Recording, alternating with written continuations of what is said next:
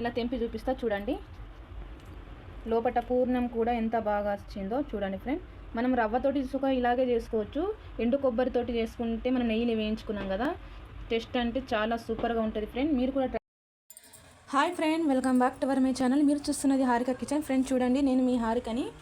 నేనైతే ఈరోజు స్వీట్ రెసిపీతో వచ్చాను ఫ్రెండ్. చూడండి, ఎండు కొబ్బరి కిస్మిస్లు, కొద్దిగా బాదం పలుకులు, మైదా పిండి ఒక పావు కిలో అయితే తీసుకున్నా. ఒక స్వీట్ రెసిపీతో అయితే వచ్చాను. అదే ఏంటంటే చూపిస్తా మీకైతే నేను షేర్ చేయాలనుకుంటున్నా ఫ్రెండ్. ఫస్ట్ అయితే మనము ఒక పావు కిలో మైదా పిండి తీసుకున్నా. మైదా పిండి అయితే 1 కప్పున్నర తీసుకున్నా. 1 కప్ అయితే 1 గిన్నె తీసుకున్నా. మనం గిన్నె తీసుకోవచ్చు, ఏదైనా మెజర్మెంట్ తోటి తీసుకోవచ్చు. నేనైతే 1 కప్పున్నర మైదా పిండి తీసుకున్నా. పావు కిలో అవుతుంది. కొద్దిగా సాల్ట్ వేసుకుందాం, కొద్దిగా ఆయిల్ వేసుకుందాం.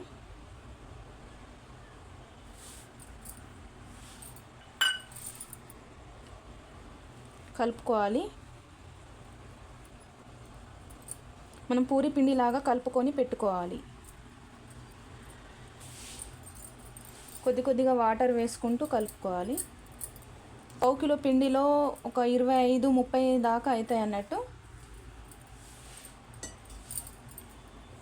మీకైతే గర్జెలు చూపిస్తున్నా ఫ్రెండ్. స్వీట్ రెసిపీ అంటే గర్జెలు, గజ్జికాయలు కూడా అంటారు, గర్జెలు కూడా అంటారు. నేనైతే గజ్జికాయలు చేస్తున్నా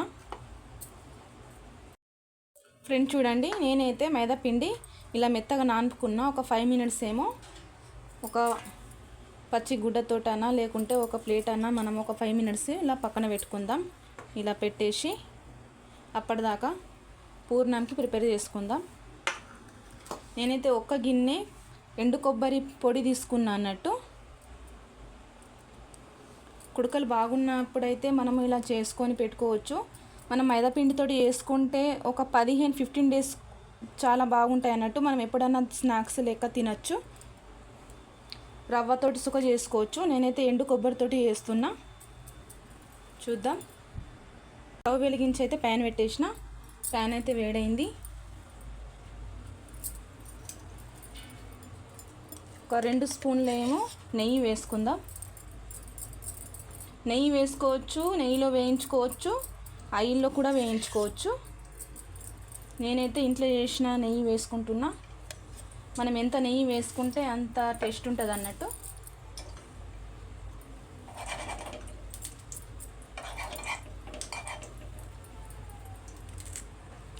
మనము కిస్మిస్లో బాదం పలుకులు ఇలా సన్నగా కట్ చేసి పెట్టుకున్నాం కదా, నెయ్యిలో వేసుకుందాం.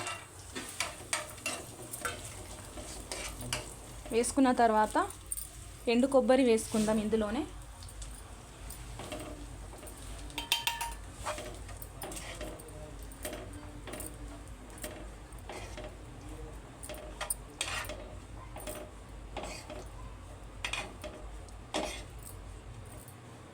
మంచిగా మిక్స్ చేసుకోవాలి. టేస్ట్ మాత్రం చాలా సూపర్ ఉంటుంది ఫ్రెండ్. పిల్లలు కూడా బాగా ఇష్టంగా తింటారు ఫ్రెండ్. చూడండి, మనము కొబ్బరి అయితే ఇలా నెయ్యిలో వేయించుకున్నాం కదా, ఎక్కువసేపు వేయించుకోకూడదు. నేనైతే స్టవ్ ఆఫ్ చేసేస్తున్నా. కుడక పొడి మనము ఇష్టమా మొత్తము పూర్ణం అయితే వేడున్నప్పుడే నేను 1 గిన్నె కుడక పొడికి చిన్న గిన్నె అయితే కొంచెం ఎక్కువ షుగర్ కలుపుకుంటున్నా. పొడి కూడా కలుపుకోవచ్చు, ఇలాగే చక్కెర కూడా కలుపుకోవచ్చు. నేనైతే వేడి ఉన్నప్పుడే కలుపుకుంటున్నా. స్టవ్ అయితే ఆఫ్ చేసేసిన. ఇలా మంచిగా పూర్ణంలో మొత్తం కలిసేటట్టు కలుపుకోవాలి చక్కెర మొత్తం. పొడి వేసుకుంటే ఏమవుతుందంటే మనం ఆయిల్లో వేస్తాం కదా, ఆయిల్లో వేసినప్పుడు లోపట లుండలుగా ఉండిపోతుంది అన్నట్టు. మనం ఇలాగే పొడి ఉట్టిగా షుగర్ అట్లనే వేసుకోవాలి, పొడి చేసుకోవద్దు. మనం పూర్ణం ఇలాగే నింపుకుంటూ చేసుకోవాలన్నట్టు. నేనైతే స్టవ్ ఆఫ్ చేసేసిన. ఒక 5 మినిట్స్ చల్లారిన దాకా అయితే పక్కన పెట్టేద్దాం. చూడండి, నేనైతే స్టవ్ వెలిగించి ప్యాన్ పెట్టేసి అయితే ఆయిల్ అయితే పెట్టేసిన. ఆయిల్ అయితే వేడైంది. మనం ఫస్ట్ వేసుకున్నవి అయితే వేసుకుందాం ఒక్కొక్కటి.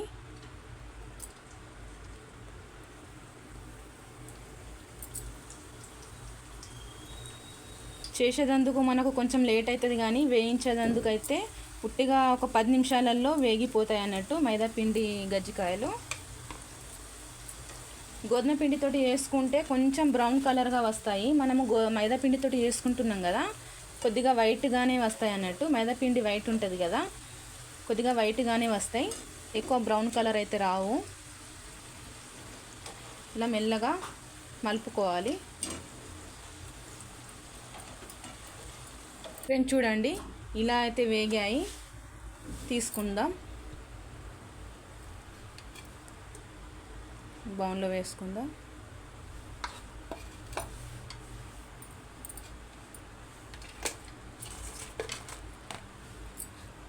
అన్నీ ఇలాగే వేయించుకోవాలి.